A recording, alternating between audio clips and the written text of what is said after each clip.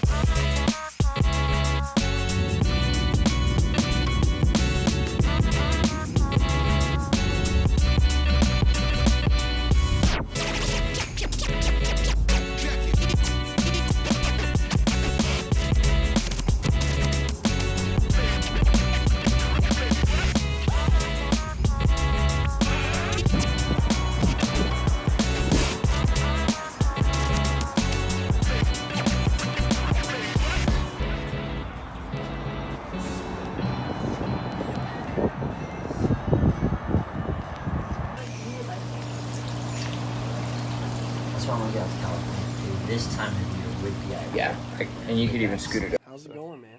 Yeah, it's going. Been a good weekend so far. How you liking Florida? I'm loving it, man. It's good. I'm glad. Thanks for having me. You got a beautiful place here. Yes, people around you, loving family.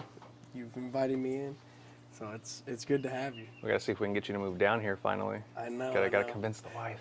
I know. Convincing the wife, the family. I'm from North Carolina for the people in the audience watching, but it's hard to get away from family. But my heart is in Florida. To be honest, I love the weather and the gigantic alligators doing death rolls in the woods. I wish I could have shown you one last night. That would have been awesome to see. Yeah, last night we pulled over. We were riding home in his car, and we were looking for alligators in the pond. Yeah. Right? We've got like a little pond over here by my house that usually always consistently has at least a baby alligator in it, just hanging out, if not the baby and a mama. It's always just cool to see them hanging out because you're like, it's something you see in a zoo. But no, it's not that. It's in my backyard. Right. So it's just interesting. It's second nature to us. Never, oh, cool, yeah, whatever. They'll leave us alone if we leave them alone. But for everybody else, it's like, oh man, like that's at your house? Y'all are crazy. Yeah. It's, I thought it's interesting, beautiful area, and the Tampa area is awesome. I didn't realize until I met you really like sort of how important information security is in this area, in terms of the community of cybersecurity professionals concentrating around it. And when we did the talk last night, which y'all could see on YouTube on the Neon Temples channel, and I'll link to that on my video. Yeah, for sure. It's yours. You should, man. It's like you're leading, I think y'all are leading a sort of a movement here of cybersecurity professionals, up and coming and seasoned professionals. So I've always been attracted to when I come down here is seems like y'all have a real influential impact on cybersecurity in Tampa, the people you're connected with too. Yeah, and it's interesting that you say it that way because, I mean, before 3 years ago, I don't think that was really here. Yeah. 'Cause this is one of those things, like, I kind of got a glimpse of it when I was starting to get out of the military, and that's how I ended up linking up with Chris and John and everybody, is they were starting a movement down here like that. And the scene has changed so much in the last 3 years with people like Rapid7 and all of these other big orgs looking to move down here, Yeah. that Tampa is very quickly becoming a new tech hub and specifically a cybersecurity hub. And it's having a lot of second and third order effects. It's starting to affect the colleges. It's affecting the way the city itself does business. It's affecting all of the local groups. It's no longer just the small little DEF CON meetup groups. It's full-on productions like what we do. You've got High Tech Connect, Tampa Devs that are all doing great things that are helping build community and foster community and help people elevate their skills and their life. So it's been a crazy ride, been a crazy last few years since we moved back to Tampa. And it's cool that you're seeing that and other people are starting to see it too. Yeah, that's awesome. Because I remember from last night, there were several people there that spoke really highly of you, and they attributed their career breaking in and their career success to you, because and I'm not saying that you're the only one that did work for them, but it made me really think about community, which we'll talk about in the conversation. Is I was impressed by that. Is people coming to me saying like, "This is how I got in," and it was very non-traditional how they got in. Like they knew you were able to make contacts, you challenged them, you threw them, here's some switches and routers, here's some technology, go study it, and I'll help you, but not too much. So I thought that was really great. Like you have a lot of people around you that you know, it's not just about, oh, Trey's awesome, Trey knows what he's doing, but you're helping to elevate their lives and their career. I can say that for myself too. You're always giving me an opportunity to speak to people and help people. So I want to thank you for that. And I felt like the people who watch me on YouTube, I feel like they really need to hear and know who you are too, because you're a blessing in the industry, IT and cybersecurity, but as a person as well. So I got a couple questions I'd like to ask. Yeah, That's all right. It's very humbling to hear, man, and I truly appreciate it. As far as like the kids down here, and I mean, you know it because you've seen my methodology and the way I do stuff. I didn't do anything. I'm just here to make you question your reality and what you do, and I'm here to help as much as I can. They did all of the work. Yeah. They took the time to learn. They dealt with me asking them questions and making them feel stupid for hours on end until they realized, oh, they really had it. It wasn't me teaching them anything. I was just guiding them on the path and to what they already knew. And I know I did it with you a lot too, where I would just probe, ask questions, and it makes me better because then I get to realize if I really know it.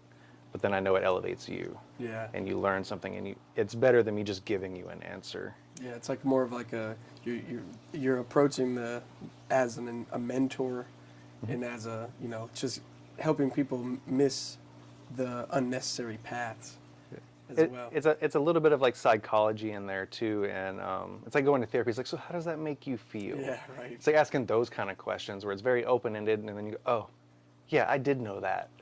Yeah. And it's helping people just reinforce their confidence, so it's cool. Yeah. But yeah, let's dive into the questions you got, man. So a lot of people on my channel that watch have said, and I've done surveys, like what do they want to see? They want to see more beginner stuff. They want to see courses. Some of them want to, and a lot of them want to see interviews. And I happen to know a lot of them are trying to break into cybersecurity. So it's either they're IT, they haven't been in IT at all, or they've been in IT and they want to get in cybersecurity. So one of the questions I have there is how did your journey in IT and cybersecurity start, and what got you interested in it? Like, what is it that made you really realize, like, this is what I want to do with my life? So mine's a very non-traditional route and path, and to long story short it, I'll dive deeper, but for those of you that really want to know the answer to this, I didn't. I had no idea I wanted to do this. I still really don't know if I want to do this. There's days where I'm like, man, I just want to go work with fish. Like, I'm going to go work at a pet store and do nothing and just turn my brain off. But my first kind of glimmer or look into this was during high school. I went and participated in a vocational school, or a trade school, because it was partnered with our high school. And I went through a computer course there, and that got me through like the basics of kind of like the A+, Net Plus programming kind of stuff, getting used to what computers were, how they worked, things like that. And that was the only thing in high school I was ever really passionate about. Because I was a terrible student. I barely graduated high school, like 2.0 GPA on the dot. I missed more days of school than I went. Like, I was like a day short of CPS being called on my parents. Like, I was that bad. I would even skip classes to go to other classes. I'm about to be at school, but not where I'm supposed to be. I was that kind of kid. And looking at it later in life, I'm realizing that was some mental challenges and some undiagnosed stuff that's been rectified for the most part now. But I just needed something that would give me a focus and a passion.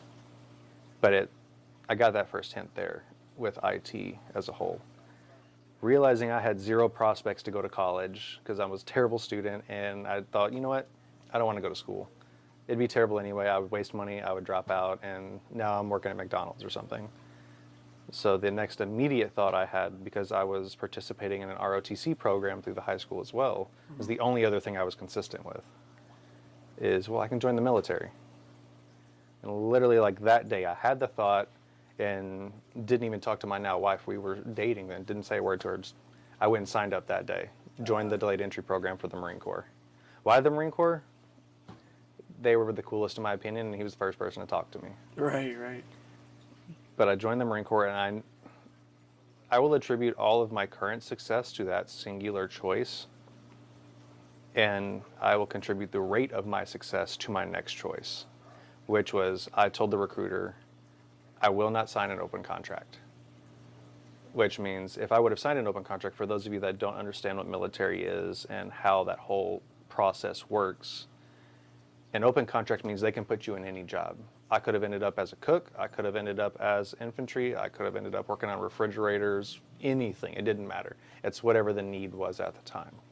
And I told him I definitely didn't want to do that. Yeah. I was like, what do you have with computers? And they're like, well, there's this job, there's this MOS code 0651. It's data systems technicians. I was like, that'll be on the paper. You put that on a piece of paper right now, I will sign and join. Yeah. And I got lucky. There was a quota for it still, so it ended up on the contract, and I got what I wanted. Oh, nice. Which is very rare to happen. For any of you guys watching that are in the military or have seen it, you know that that's very rare that actually works out in your favor. Usually it's like, oh, just sign this piece of paper, just sign this contract, and we'll put you in. You'll be good. You'll get the job you want. And then you end up infantry, or you end up a radio operator or something. And it was completely different than what you wanted. So I got really lucky there. And I think those two decisions influenced my entire life. That's awesome. Went through boot camp, became a Marine, did that whole rigmarole. Spent my first 6-7 years just doing IT. So I was working with Cisco equipment, I was working with servers and virtualization, like right at the cusp of it starting, like 2008, 2009, when VMware was becoming a big thing. Right. And doing like, the computers are in the computer now. It's not just like it's a computer kind of thing. Yeah, right? Virtual computers, like the whole process was blowing my mind. But that was all I was doing, was I was building those kind of things. I was building full enterprise environments. I was taking them out to the field, was shooting data over satellites, like the kind of stuff at like 18, 19, 20 years old, you never think about doing. Yeah. And even in today's world, like no business is going to give you that level of control over their environment. But the Marine Corps just threw a bunch of gear, I mean, millions of dollars worth of gear, and said, make it work. Yeah. I'm like, well, okay, well, let's do it. And just figured it out. So I spent the first few years doing all of that, building networks, breaking a lot of networks. Turns out phones are very finicky. Yeah. Same with email. It doesn't like when you make changes. But did all of that for a while, and then I came down to a decision. Okay, I'm a sergeant. I got to make a choice in my life. I'm running out of time. Do I want to get out, or do I want to stay in again and continue? Well, I still have no idea what I want to do with my life. I don't know if I like what I'm doing. I'm enjoying it, but do I want to make it a career? So I just kicked the can down the road. Let's move on to the next thing. I'll do this for a few more years, and then I'll leave that decision for later. I don't want to make it now. So I stay in. And at the time, this is around 2012, 2013, in that area. A new thing was starting up in the DoD as a whole, and specifically with the Marine Corps, called cyber. Mm-hmm. Up to this point, it didn't exist. Like, it was it didn't matter. The word wasn't a thing. It wasn't anybody's tongue. It just wasn't there. But they're like, well, we need cybersecurity technicians in the Marine Corps. Why don't you come be one? And we'll give you a boatload of money to do it. Right. Like, as a young sergeant, like just now 22, 23, yeah, sure. I'm all about it. You're going to give me money to go learn again and do something else that I'm already doing? Got it. So went to training, did all of that for a while, and they taught me how to become a cybersecurity analyst. I was starting to use tools like ACAS and Nessus. I learned how to play with Linux for the first time. I was learning Red Hat. I learned how to not just utilize all of these things I had spent the last few years building and breaking and make work. I learned how to secure them. So I wasn't just like making AD environments. I was making them and then securing them correctly and making sure that we could keep CIA. So confidentiality, integrity, and availability, for those of you that don't know the acronym. Went through the school, passed the school. That was fun in and of itself. Got out. I got orders to go live in Okinawa for a few years from there. Oh, nice. Yeah, that's what I thought too. I was super excited. You mean I get to go to Oki? I don't have to pay to be there, and I get to live in Japan because I've always wanted to be there. Well, it didn't quite work out that way.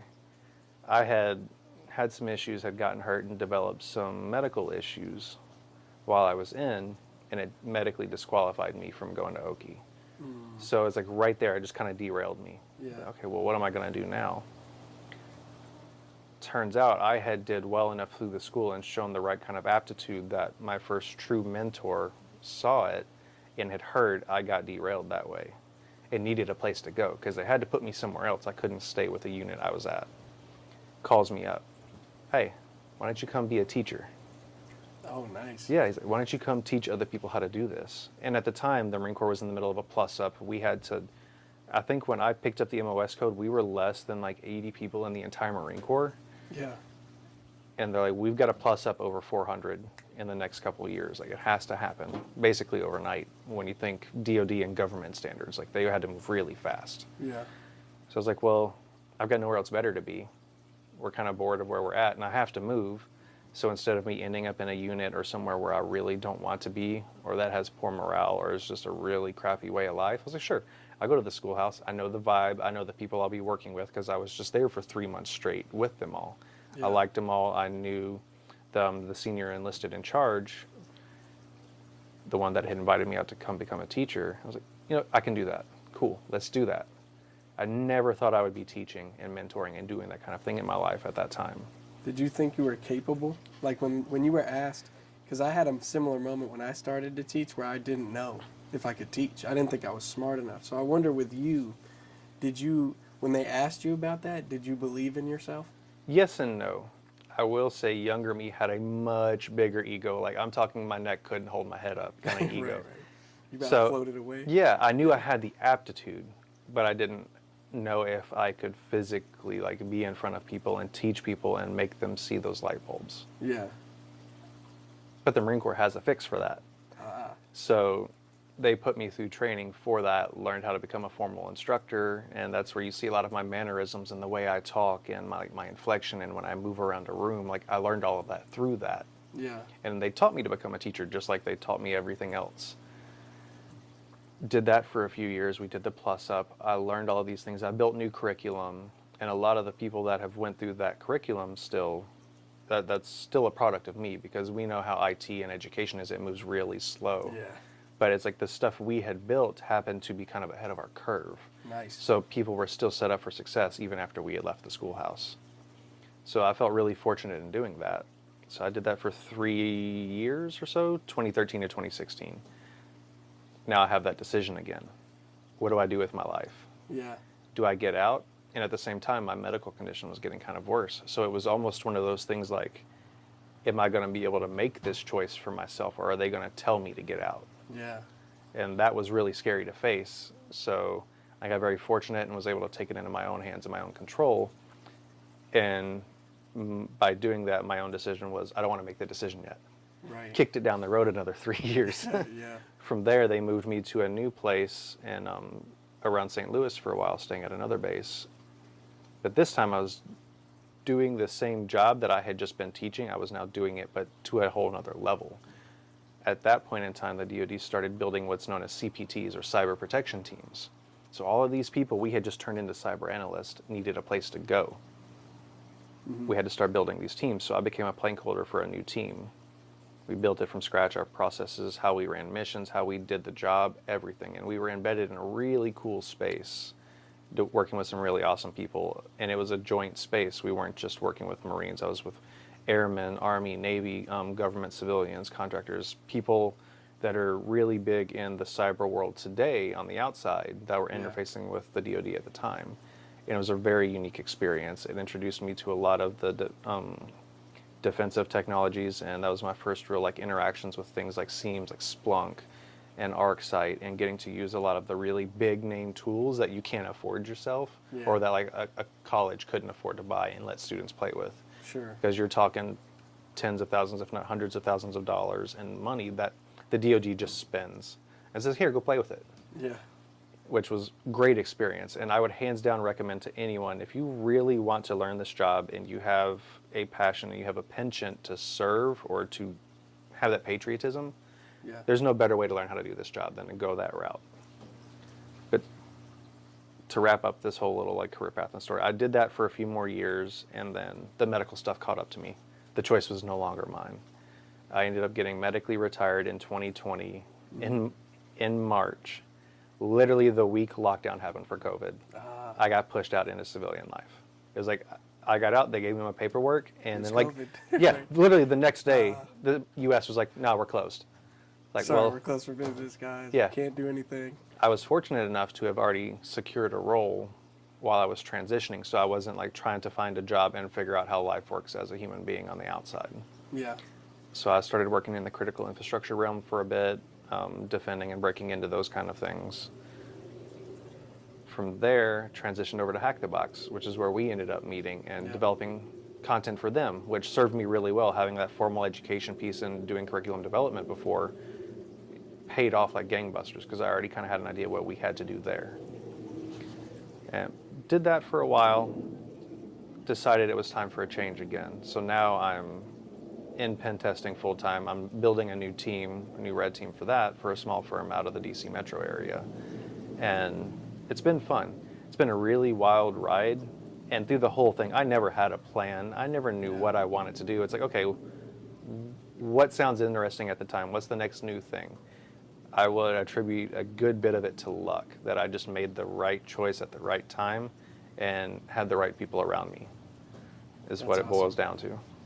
It made, you were talking about curriculum development, not just at Hack the Box, but also in your time being a teacher for the Marines, you mentioned. And it made me think, for the educators out there that might be watching this, when you're developing curriculum or you're assessing curriculum for students, make sure you're building it for the future, because we know those processes move really slow. I work in the college environment, and to change curriculum really takes about a year, even after your plans are implemented, if you get the approval. So it's really important for y'all, and feel free to chime in too, for educators to build curriculum with the future in mind, future thinking, because your students, when they come in, you want them to be ready not just for the now, but also for the future. We should have one foot in sort of the past, in the present, and one foot in the future, so we can be ready for these trends that come in. 100%. And it's one of those things where that's best case scenario. A year after you make it, you may implement it.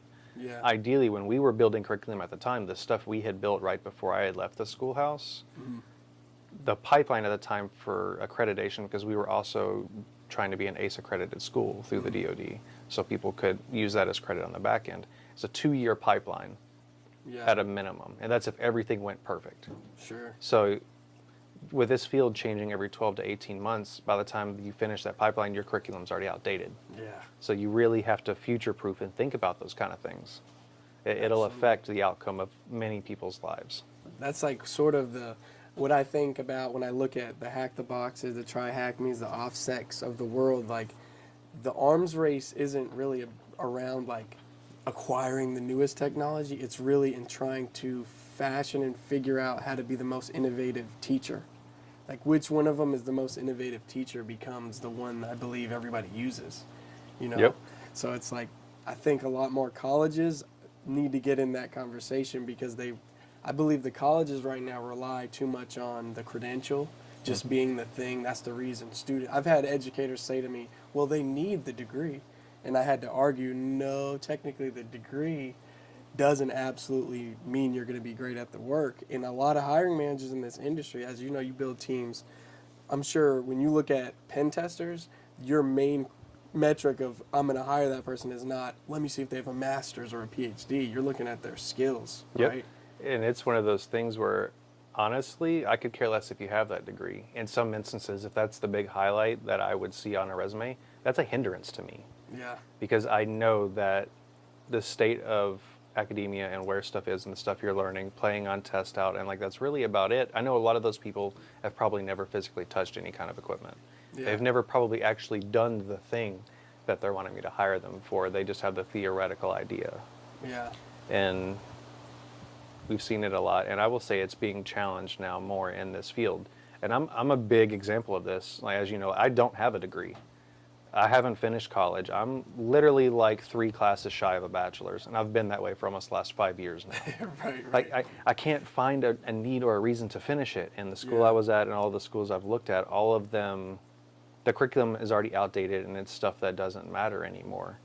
So it's like, why would I waste the time to do it? I'm fortunate, unlike a lot of people, to where I wouldn't have to pay to finish it, to go to college, or to do a whole new degree if I wanted. I could do it without going 60, 100K in debt. Yeah. A lot of people don't have that, but I think it's in my pipeline to do it for the sake of telling my children that I was able to do it and that I show them I did it, especially while having them. But I can't think of any real benefit to me finishing it right now.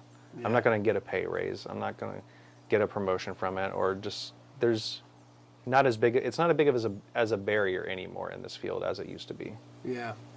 That's an interesting shift in a paradigm where there's a generation of people that they're telling a lot of their kids they got to go to school without doing the due diligence. And I have to say, just in my experience on the being out here in the civilian world, working in the community college environments, that not a lot of colleges are actually looking out for the best interests of their students. So for people, whether you're a parent or you're a student, I'm not saying all colleges are bad, because a lot of them are doing the right thing. There's a lot of really good professors. There's a lot of really good Yes. instructors trying to do the right thing. Yeah. There's a lot of really bad schools looking out for the school's pocketbook or Yeah. trust fund. Enrollment and money. Yeah, they don't care about the curriculum. They just want people to enroll. Yeah. Go shop. So I'm saying this, I'm urging this for everybody out there. Go shop for your education. So if you're like, I'm going to get a college degree in IT or cybersecurity, don't just look at what the football team is. Don't just look at the basketball team and all the fun party stuff.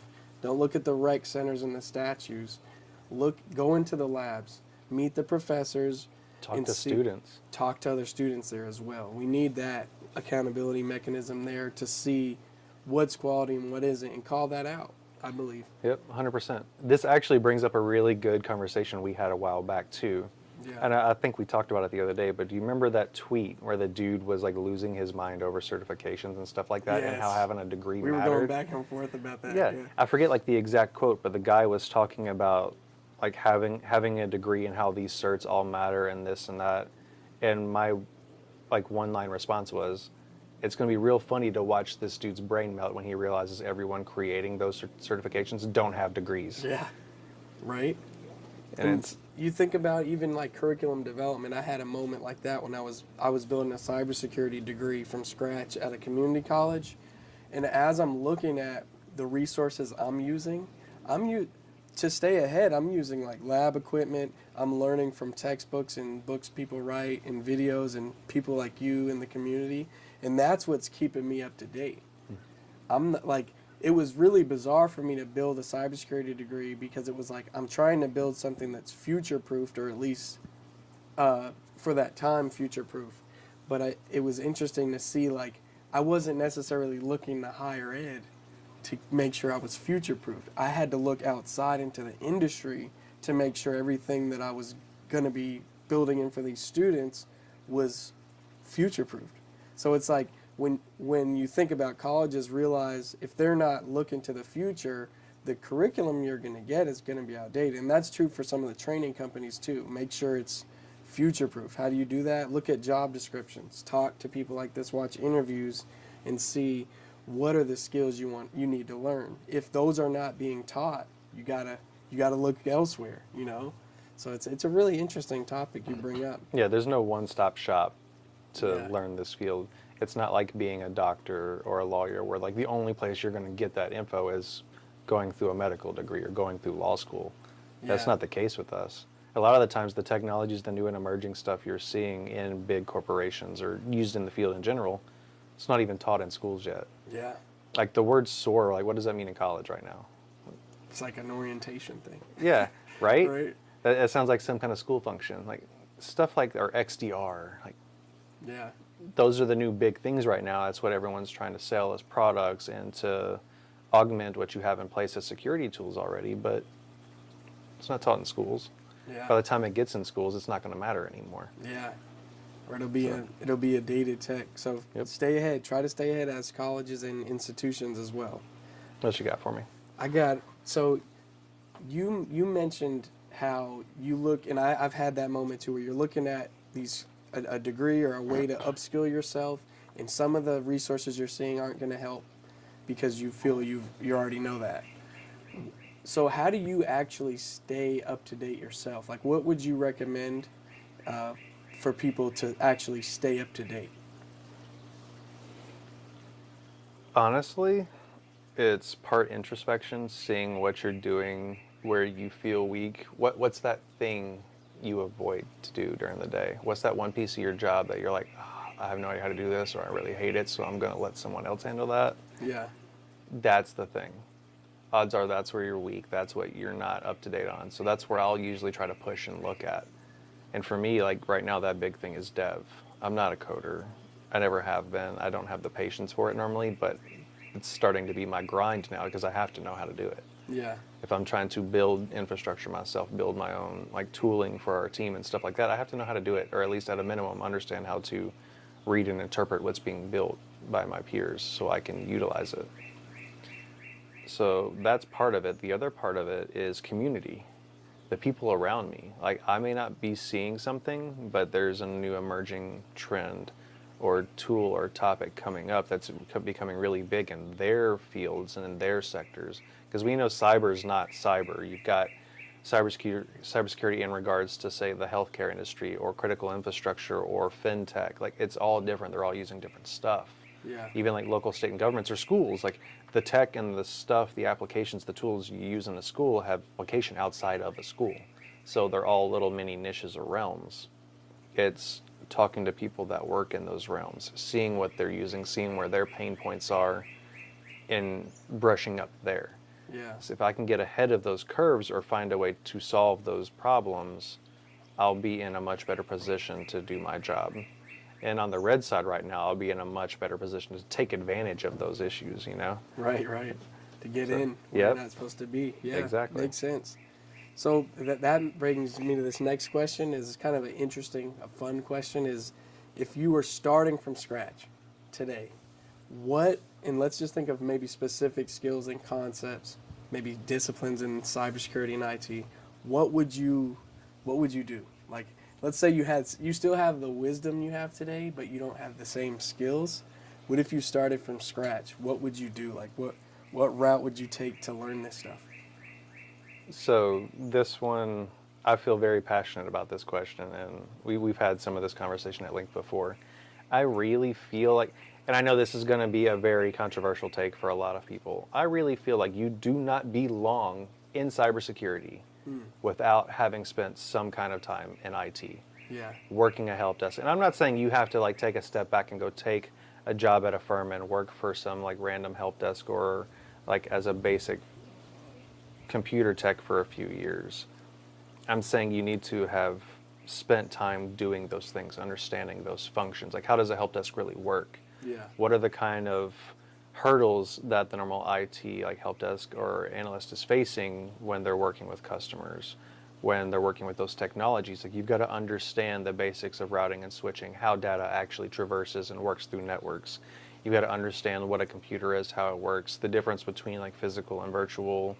Now you've got not just virtualization, but you've got containers and little mini pieces of things as a service now, like understanding the basics and the foundations of what's holding this entire ecosystem up now. Yeah. You've got to know IT, you've got to understand those basics first. And I think this should be something that's almost mandatory, especially if you're going to, let's look at it this way. Let's say you land a job right now, a big, huge corporation, you're a new cybersecurity analyst, and you're going to be expected to defend that environment, to make the correct choices when applying new security measures in that environment. Yeah. How do you do that without knowing the environment? Exactly. Without working in it, without having used that environment, that equipment, and understand where stuff is and why stuff was made? Why were those decisions made to do that specific action?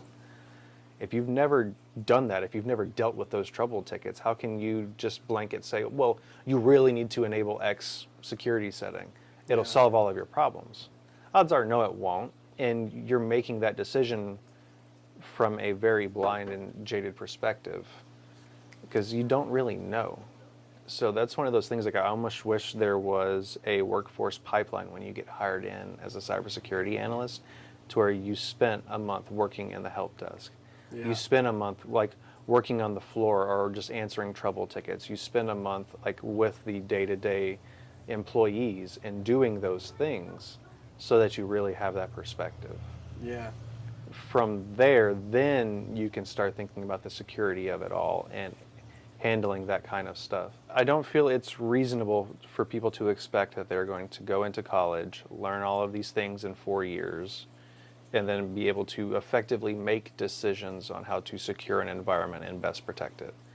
And a lot of people take that for granted. I know that's going to really upset a lot of people that see the interview because they think that I can go to school, get this degree, maybe get a cert or two, and I'm golden. Mind you, there's always exceptions to the rule. I know a lot of people could do that.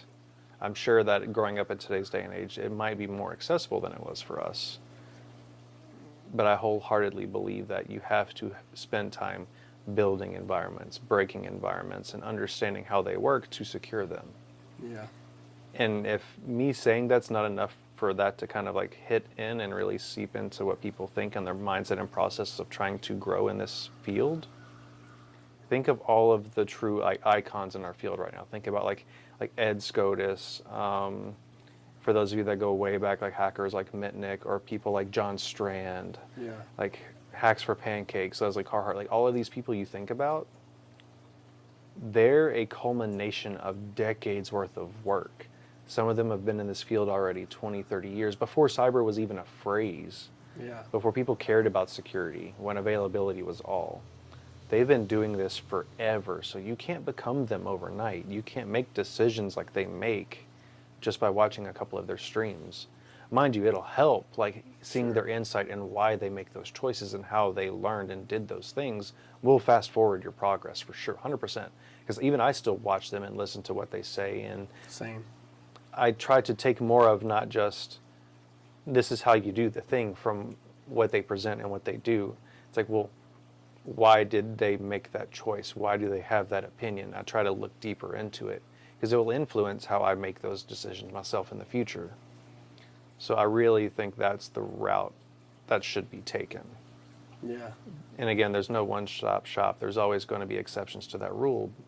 But I feel like you truly have to spend some time in the environments before you can make those decisions and secure them. Yeah. You know, I was thinking about as you're talking, I feel as if you jump to, like, let's say you're like your first ever tech job or IT or cybersecurity job was like a pen tester. Let's say that was your first job.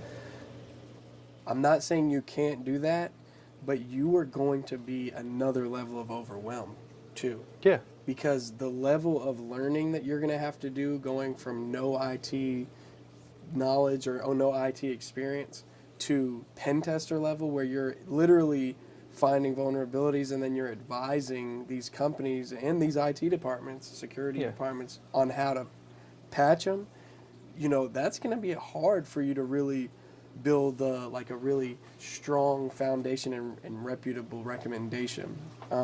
So it's not that you can't absolutely not do it, but I agree with you. I personally believe you should start really at the IT support level, be an admin, you know, of systems. Do it with a security perspective, and then you will start to see more opportunities to secure your environments, and you will start to feel yourself become more qualified for these roles that are titled and labeled security roles. I agree. I started in the MSP world, which is managed service providers, which are like IT help desks and system administration shops for a bunch of small and medium-sized companies. And I found that we did security, but we did IT support first, right? It was like we were picking up the call, we were doing... Did you turn it off and on again? Exactly. You know, press that little red, yellow, and blue icon, and that's your web browser, right? Like, you have to explain things in a really simple way. That's one thing I feel like my communication skills in IT, and even as a teacher, were really fashioned as a support person, because I had to explain things in a way that a non-technical person could understand it. And that's a skill, too, that when you get to the security level, you see a lot of people, and like TreyCraf here does, go out and do talks at conferences. He mentioned Ed Scotus and a bunch of other like famous InfoSec people. You know, their foundation has qualified them to start doing these talks, right? So it's really interesting you say to start there, because a lot of people there, you know, you go get a cybersecurity degree and you feel cybersecurity should be my first job. But, Well, it's one of these things too. Is like I never really heard the phrase before. Like, well, we're gonna go off on a tangent here. yeah, Burnout.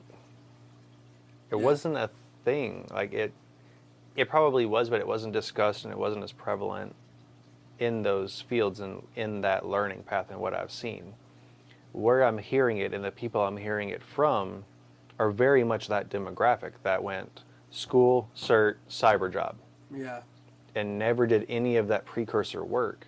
yeah. And I've had people like no BS ask me, they're like, hey, I'm trying to do this thing with this tool. I'm trying to make it work, but it's not working. And I'm like, okay, well, simple questions like, hey, what's the IP that you're using? What, like, are you sure you're utilizing the network stack right? What's your bound port? Yeah. They're like, port? IP Yeah. address? It's like, so you don't understand the basics of networking, but you're trying to use or build a tool that relies 100% on the networking stack Yeah. being there and effective. So it's like stuff like that, like it's a huge gap. And I think a lot of that, me personally, I think that attributes to that burnout was like, you're constantly under this mountain, this burden of knowledge you don't have. Yeah. And you're just playing catch up from go. Yeah. So, That mountain is much bigger in security. Like, yeah. if you don't start, I would say if you don't start in IT support, the mountain is so much bigger. If you do land a security role first, great job, but there's a big learning curve. And I mean, there's a learning curve for all of us, but like, for that level of a jump, I really feel like It's not really a it curve, might it's burn more of you a out. hockey stick. Yeah, right. Yeah, exactly. So that's an interesting take.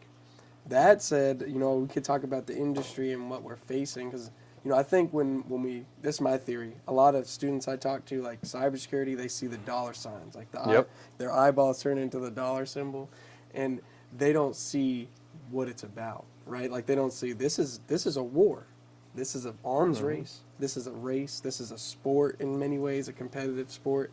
So I wonder if to you, like, how do you view the battle that is cybersecurity, and what are some of the threats you see are pretty serious threats in for the foreseeable future? A lot of it, I'm going to completely ignore the thought of outside threats right now. Completely ignore ransomware actors and APTs and other nation states. I believe the majority of it is all insider threat. Oh, wow. It's complacency. It's failure to do what's right by the organization for the sake of a bottom line, of a dollar. It's stuff like that. It's making those choices from a state of ignorance or from a state of money. It's like, yeah, you're saving $10,000 this year by not doing that control or not hiring a person or giving them a raise, but you're losing $1.5 million next year because now you're doing an incident response on a ransomware attack.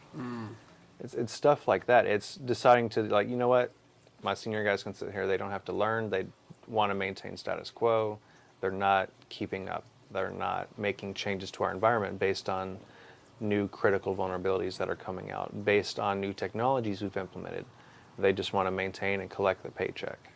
And I believe a lot of that too is a failure of managers and people in those decision-making roles seeing that and doing nothing about it. And I'm sure you see it in the collegiate world all the time too. Yes. Where people, they got their tenure, they're good, they just want to ride it out. They don't want, retirement. yeah, they don't want to change. Change means they have to grow. Change means they have to learn something new. And now they're behind the curve.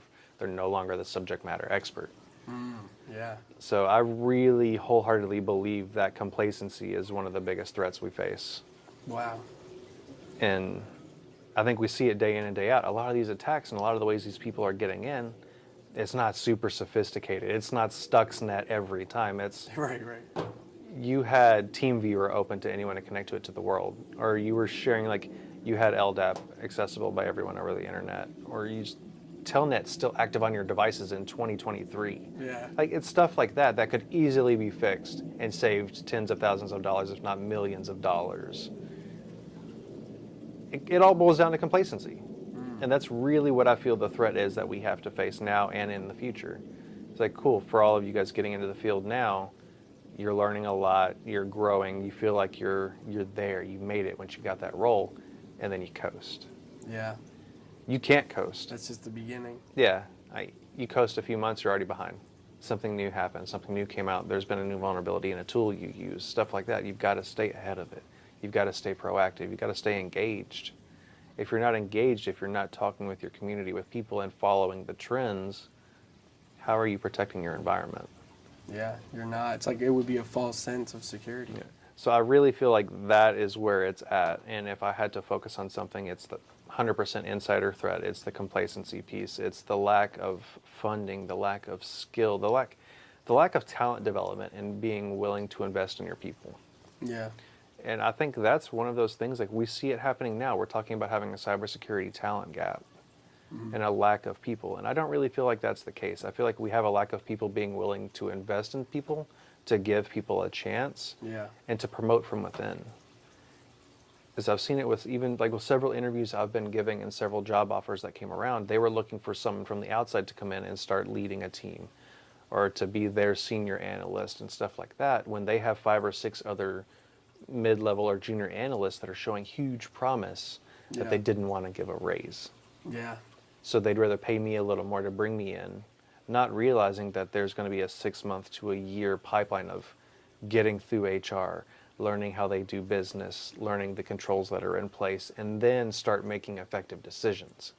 Whereas this guy's been here for 5 years already and knows the business Cares inside about out. the company. Yeah, and has shown Yeah. loyalty, but the company's not showing loyalty to him. And that kind of stuff is devastating to see, and I hate it. But there's nothing you can do about it because managers aren't thinking that way. HR doesn't think that way. They don't care. They're just fulfilling a role. In the end, security doesn't mean anything to those people. They're just Yeah. doing their job. And I think those are the biggest problems we face right now. Never mind the big 3, never mind you ransomware actors and APTs and all of that. Like, they're a product of our current stance Yeah. as a niche, as an enterprise, as organizations, as a community as a whole. And there's a lot of us that are fighting against it and trying to make those changes. But until these organizations, these big companies get on board, it won't really matter because we're going to see it happen over and over again. Wow. It was a good example. What was it? Was it Philadelphia? No, it was Baltimore that got hacked like back to back, right? As a city. Like, you didn't learn from the first one. Yeah. Yeah. You made no changes. No changes in this, and it was the same. It Yeah. was the same route. that Yeah, got back and I'm in, sure right? someone at the top got fired. Yeah. Had to have. They just Yeah. replaced him with someone else. But they're doing Yeah. that guy now a disservice because he's got to learn the job. He's got to learn how they're set up. He's got to take that time, and look what happened. Yeah. He got popped again. There was probably no documentation or Right? anything around. The guy that left or got fired probably didn't stay in contact. So that'd be the one thing I would say if anyone watching this in the field already takes out of this, don't look external for the threat. Look at what you're doing. Look at your processes and procedures. Look at the way the business looks at security as a whole. Yeah. Odds are it's going to be your complacency that makes something bad happen. It's not going to be a new 0 day. That's deep. It won't be. 9 times out of 10, most people aren't getting popped by those new 0 days or new CVEs that come out because most of the time when you see those things put out as publications into the world, Yeah. Microsoft, Cisco, the big names, they've already pushed the patch. Yeah. Patch happened first, then you found out about it. Because a lot of them too, they get reported to the company first, and they put someone under an NDA and say, Yeah. hey, you can't talk about this until we fix it. Then you see it talked about. Then you see the new POCs come out, stuff like that. Yeah. So yeah, that's where I'd go with it. That's a good take. I've never heard someone mention that, but it makes sense even just from a philosophical perspective. If you want to improve the world or the situation outside, you look at the man in the mirror, right? Yeah. The people, you start there, right? So if if you're an IT company and your environment's not secure, then how do you think you would make other environments secure? You know? It's crazy too. I actually mentioned this during a talk I did this Thursday for another event, and a lot of it was based around community. But my thought there was like, we're all doing the same jobs. We're not talking. We're seeing stuff. We're using the same tools. We're seeing the same threats, but we're not helping each other, and we're not looking inwards. If we were looking inwards and seeing that that was truly the case, we would try to help our neighbors, and we would try to learn from them as well. Oh, you got popped? Well, what happened? Yeah. How do I fix that in my environment? Right. Nobody cares. They're being complacent. Well, that sucks for him. We're still good. Yeah. Just let it ride. And no one wants to spend that money on fixing those things until it happens. Then all of a sudden there's a budget. Yeah, right. So That's interesting. Yeah, Yeah, this is that's weird. an interesting point there. So this, you mentioned it, it flows perfectly into this, is like, how important is community to people just learning cybersecurity and for seasoned professionals? I know you've run many communities yourself. yeah, and I feel very strongly about this one. And for me, and the path I took and the way I've grown up and where I'm at now, I feel like without the community, you're lost. You can't row a boat alone. You got to have people with you. It's not going to work without community. Now, mind you, I run my own. I'm building community here in the Tampa area, the Neon Temple Cybersecurity Guild, and that's a big tenet of what we are, is community first, trying to build each other up. A rising tide lifts all ships, right? Yeah. We've all heard that saying before, and we truly believe that, and we're trying to work that into everything we do. That's not just like fix our little community. We put a lot of stuff out public to the world, like, hey, this is what we're seeing, this is what we're doing, check it out. If it's beneficial to you, use it. And I really believe that having a good community around you and people you can learn from and people you can help learn and mentor and guide, even if it's not formally, just having that presence is enough to bolster a lot of people, or they'll learn something new. They'll think about something a little differently. You literally just said it right there. I've never thought about it that way. Yeah. And it changes the whole perspective, right? Yeah, absolutely. Just having those conversations and being around those people, you're going to impact other people's lives. You're going to change the way they might work. You might ignite a new fire in them, and they'll lose that complacency. Yeah. So I think it's absolutely integral to what we do. Because this isn't... The very first slide I did for that talk said, all of these ransomware gangs we're hearing about, all of these APTs and threat actors and criminals that are perpetrating these attacks, that are doing all of these things, they're organized. They're groups of people. You're talking tens, if not hundreds, if not, think a nation state level, thousands of people perpetrating these attacks Yeah. against us and our organizations and the rest of the world. They're very organized. They're very methodical. Why aren't we doing the same? Why are we all working in our own little bubbles? Yeah. And that was literally the first slide and the first question I posed to everyone in the room. And I could literally just see all of them went, Jaws drop. oh shit. Yeah. I never thought of it that way. Like, they're picturing like some random one hacker in his basement in a hoodie doing their thing and wrecking all of their toys. That's not what's happening. Yeah. You're being hit by a large group of people. Yeah. So why are you being expected? One, why do people expect you to be able to protect an entire organization on your own? And two, why are you expecting to just stay in your own bubble and not share data with those around you? Yeah. You don't have to give them your intellectual property and all of your secrets, but you can share the threats you're seeing and facing, the things you fixed. And it could be as simple as, hey, we saw this new alert pop today in our SentinelOne platform talking about this specific kind of file. Like, even just sharing the file name, that way they know if they see it and a user happened to click it, oh crap, that's a problem. So and so said he saw it and got lucky and it got blocked, but we didn't have it blocked. Yeah. Now that's a quick trigger because dwell time's a huge thing in the threat space. You could have potentially just shortened the lifetime of that attack or that threat in your environment from weeks and months to hours or days. Yeah. Because you talked to somebody working around you at a different company. And in the end, there's all kinds of trust, whether it's thinking about Active Directory and transitive trust and how big corporations share data from an AD perspective with smaller corporations they buy or people they work with, say partners. All of that talks to each other. If these corporations that you have or other baby businesses or partners, like think third-party vendors Yeah. or contractors that might run your HVAC, stuff like that. Think about Target. You have trust there. If they get popped, odds are you are too, and it's only a matter of time. So why wouldn't you take the time to talk with them, to help them, and secure them around you as well? Wow, yeah, the community aspect should bleed into business just Yeah. as much as it does in these learning communities. It really should, That's but people interesting. that are making those decisions, they're not security focused, they're not community minded, and they're just worried about protecting their bottom line, Yeah. protecting their IP. They don't care about the other guy. They hope they go out of business. But Yeah. what does that do for you except make you the next target? And more, I mean, they're looking at it just purely from the cyber profit perspective. Yeah. They want the cloud of cybersecurity, but without any of the responsibility of it.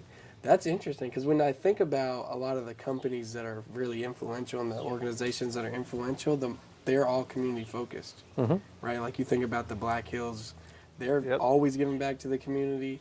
They have a great reputation as a company. They train people. It's like they have a communities built in. Yeah, and I have a really strong opinion on that one too. I hands down believe Black Hills as a whole, mind you, they have brilliant people working for them, but I believe they are as successful as they are and able to offer what they do to community, to cyber as a whole, because they are very much in the business of building community first.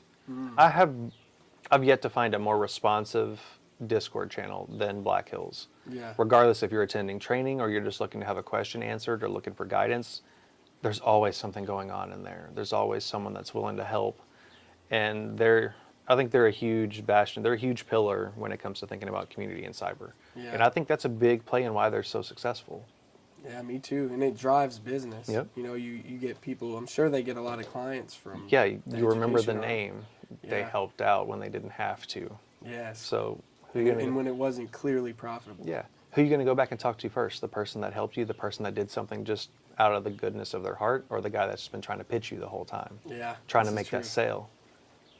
Yeah, that person is annoying. Yeah. In most people's mind, they're just trying to sell me. Like tuned it I've out, gotten yeah. those messages on LinkedIn from salespeople who are just trying to annoy you to death versus someone who I know has, my best intentions. I'm going to the person that has my best intentions over the one whose intention is to get my money and Exactly. my things. You know what I mean? That's interesting. I found like from an educational perspective, I would go with Hack the Box as well. But my two favorite companies in cybersecurity, I would say, are Black Hills and Hack the Box from that community perspective.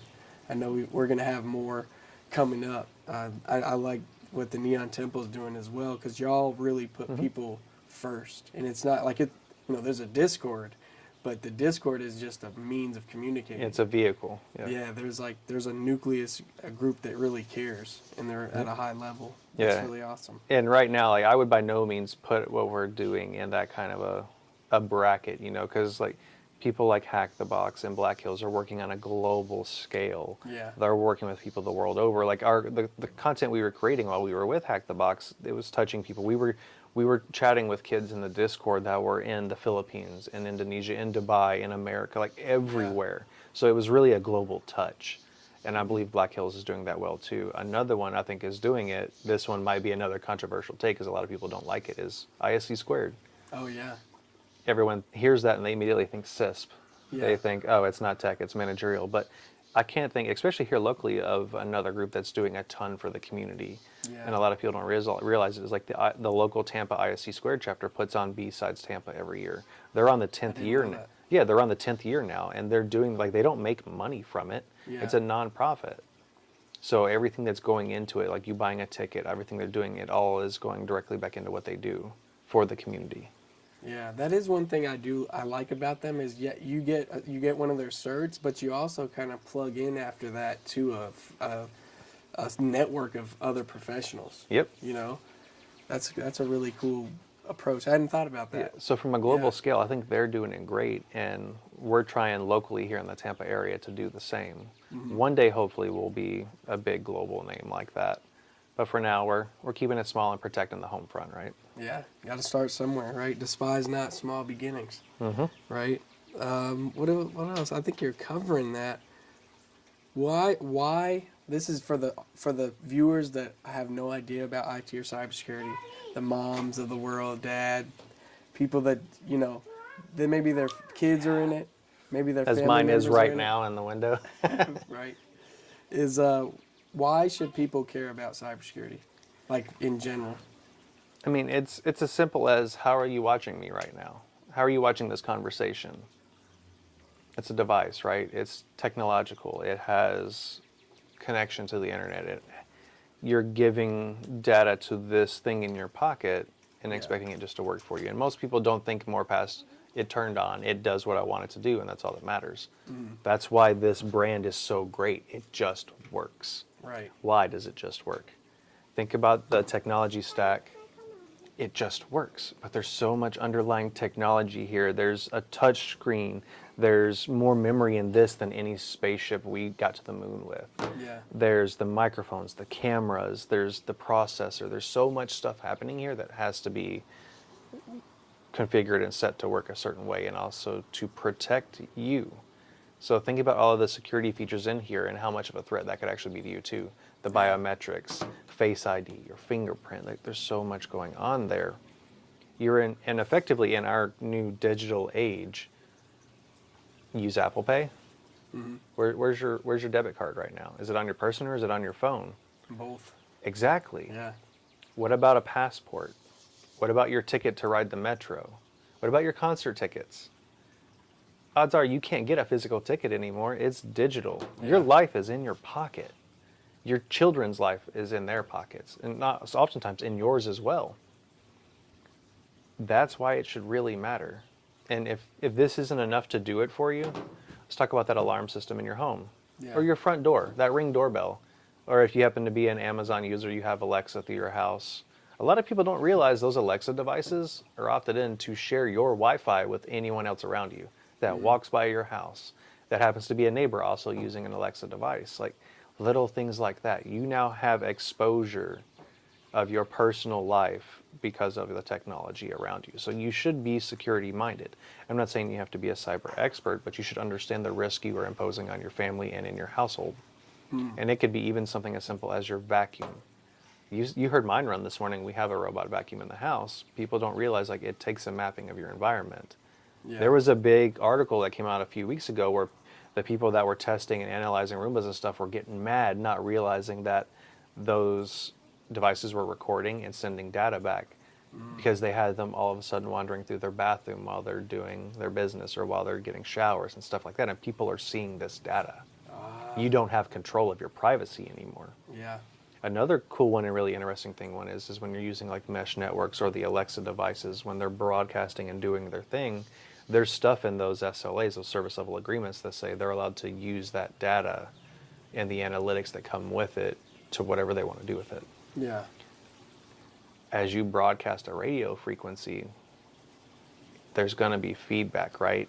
Something else is going to report back. Think echolocation, think the way that kind of sound and stuff works. They're mapping your home based off that data.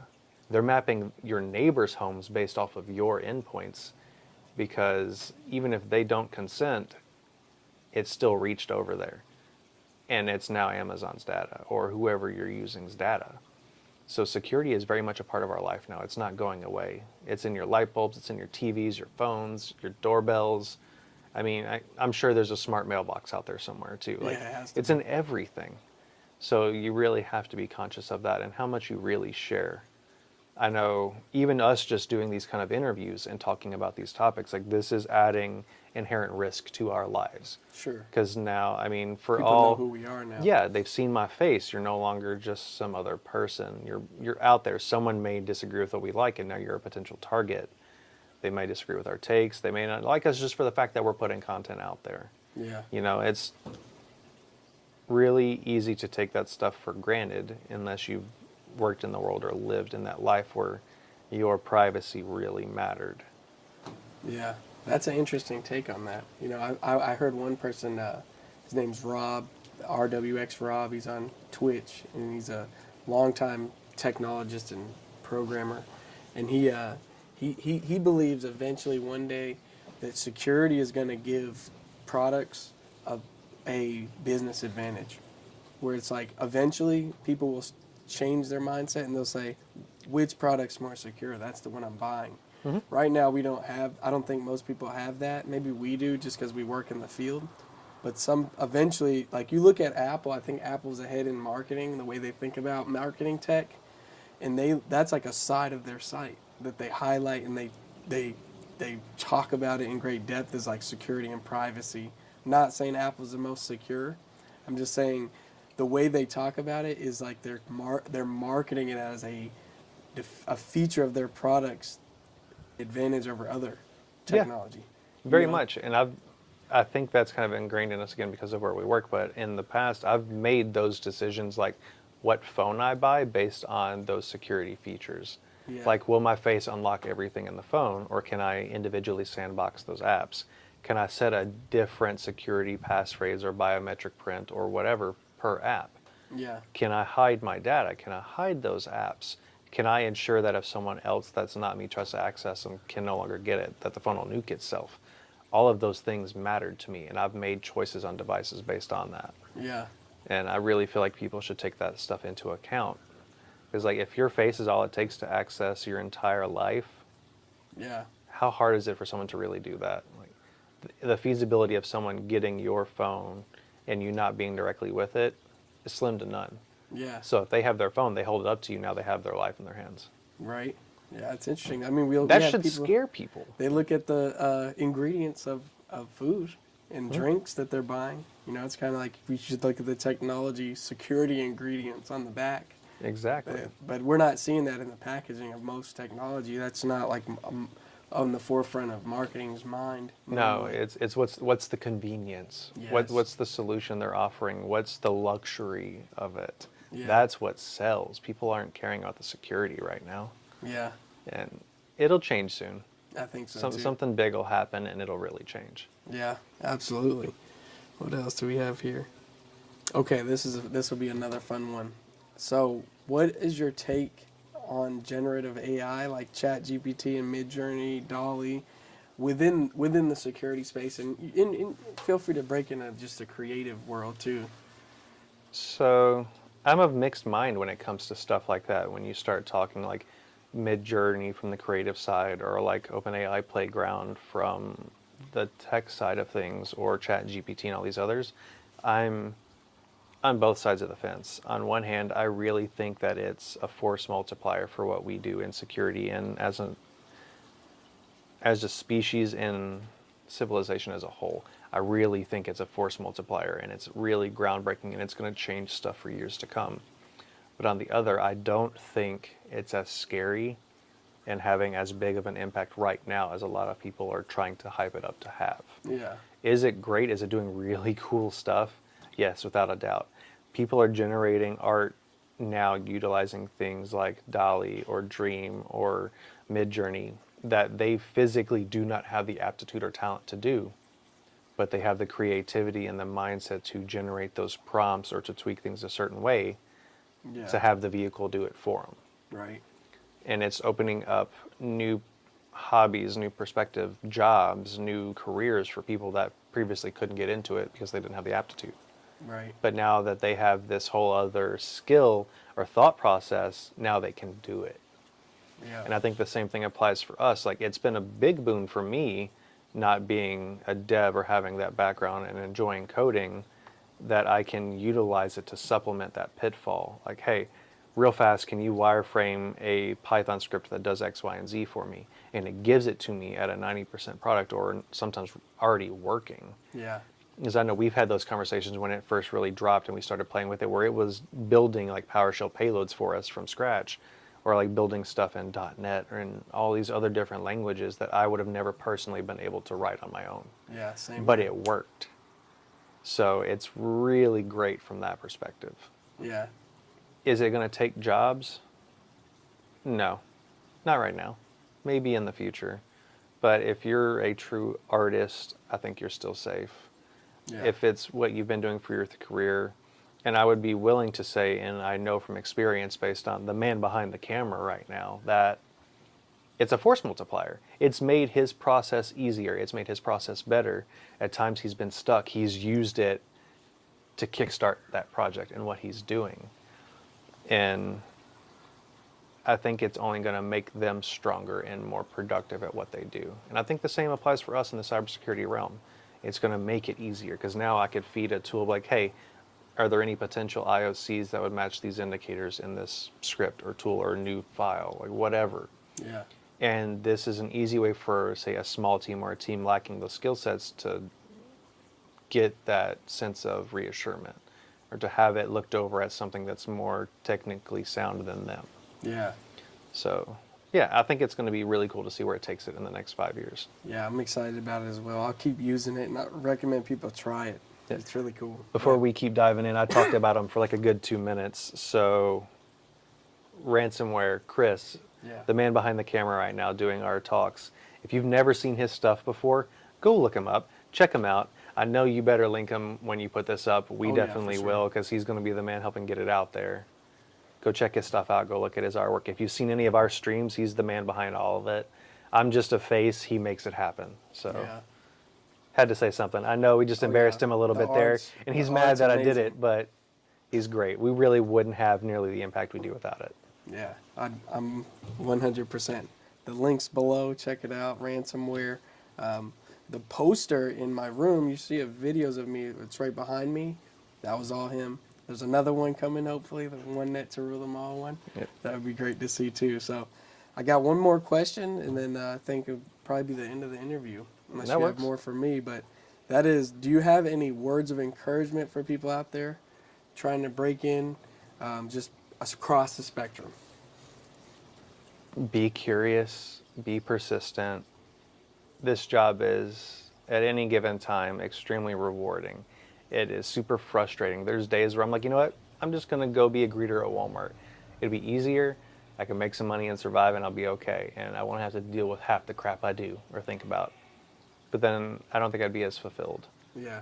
So you're going to get frustrated. You're going to feel like you're stuck and struggling. You're going to feel burnt out. There's going to be those times. But I feel like that's with any career.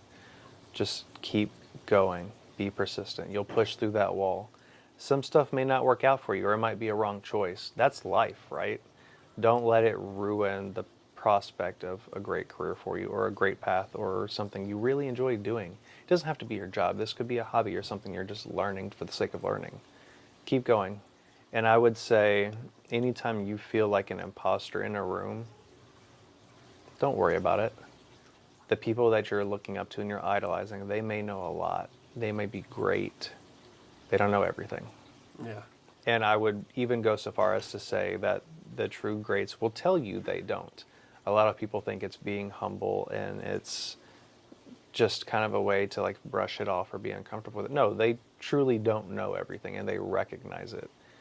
And I do it all the time. I'm the first person to say it, and I tell these to all of the college kids that I interact with and all of the people that I've been talking with and that may have mentored at one point in time. I was like, look, I don't know everything, and if I don't know, I'm going to tell you. Yeah. And I've used that talking with clients. I've used that while I was instructing, like, you know what, man, I have no idea what that is, but let's go figure it out together. Or, hey, I don't know how that technology works for you, but let me go do some research. I'll find you an answer. We'll figure it out. So I think if you take nothing else from this talk, being able to admit when you don't know and say, I don't know, will take you further than anything else. Yeah. Absolutely. Because once you can admit that to yourself, you've now opened a whole new door of possibilities. You can now go figure it out. It's something new to research. It's something that you can grow in. And a lot of people are afraid of that word. They don't want to look stupid in front of a crowd, or they don't want to admit that they have a flaw. Yeah. We all have them. Everybody knows you have them. Why try to hide it? Why try Yeah. to fake the funk? Because someone's going to see through that. Absolutely. So I think that's where I would go with it. That's awesome. What about you? Where do you sit on that spectrum? What's the one thing you would tell to everyone trying to get into this field? I would say the same. Keep learning. That's the phrase I like to say on the channel a lot, because that's what it's all about. When in the field, it's just, we talked about that mountain and learning curve. You know, you don't want to overwhelm yourself, but you do want to realize that if this field is for you, you'll feel it in your heart. And just because you may be confused for a moment doesn't mean you have to stay confused. You can keep learning, and you can get to a confidence with a technology. You can get to a confidence in an environment you're in, because it's not always about the technology. Sometimes it's about getting to know your organization, the people around you, and making that community with them. You know, making friends. That's another thing I would say in this field. When you're building community, don't be afraid to make friends. You know, I've always felt like when I first started my career, I felt like it had to be professional. I had to have a professional wall. And it was recently in my career I learned, like with you and other people in the industry, that, you know, you make friends and you can do so much more as a result. I believe the things we accomplished now and the things we accomplished working with Hack the Box were a result of friendships that had formed. And we just happen to have the same mission. So make friends, have a vision, and keep learning. For sure, 100%. Well, it's been fun, man. Yeah. I know we'll cut it out here. I think this has been a fun interview, and we'll have to do something again. Yeah. We'll definitely have to have you back down for another stream. Yes. We got to do an AI one. Another Yeah, one, like part an AI 2. workshop. Yeah. Then to now, like, see if we can do some flashbacks in there. Like, this is what we had talked about. Here's where it's at now. Yes. That would be cool. Because I talked to my wife about that the other day. What we were talking about at that point, a lot of it came true. When we were like, well, we're going to see people do this, we think. We had our tech crystal ball out. Yep. And we're like, what's going to happen? And it ended up, a lot of it did end up happening. So Yeah, that's a great idea. We should do that. It'll be fun, man. Sweet. Well, all right. Till next time. Hope you guys enjoy the talk. Yes. See ya. Keep learning.